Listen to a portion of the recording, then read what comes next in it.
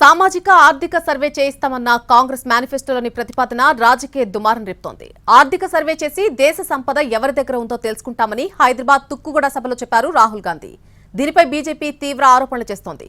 కాంగ్రెస్ అధికారంలోకి వస్తే దేశ సంపదంతా ముస్లింలకే పంచుతారని మోడీ ఆరోపించారు. మహిళల మంగళసూత్రాలను కూడా వదలరని చెప్పారు.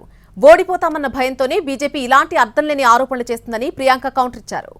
सच्चाई ये है भाइयों और बहनों कि हिंदुस्तान की 90% आबादी की इस देश में हिस्सेदारी है ही नहीं।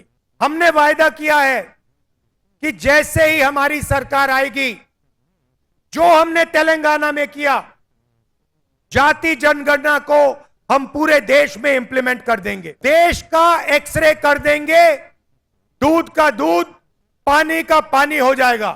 हम फाइनेंशियल और इंस्टीट्यूशनल सर्वे करेंगे कि हिंदुस्तान का धन किसके हाथों में है, कौन से वर्ग के हाथ में है। और इस ऐतिहासिक कदम के बाद हम क्रांतिकारी काम शुरू करेंगे। जो आपका हक बनता है वो हम आपके लिए आपको देने का काम करेंगे।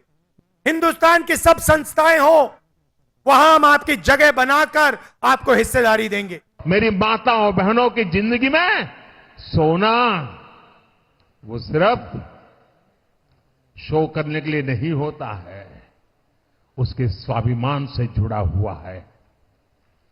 उसका मंगलसूत्र वो एक सोने का कीमत का मुद्दा नहीं है, उसके जीवन के सपनों से जुड़ा हुआ है। तुम उसे छीनने की बात कर रहे हो अपने मैनिफेस्टो में। गोल्ड ले लेंगे, सबको वितरित कर देंगे। और पहले जब उनकी सरकार थी उन्होंने कहा था कि देश की संपत्ति पर पहला अधिकार मुसलमानों का है। इसका मतलब ये संपत्ति इकट्ठी करके किसको बांटेंगे?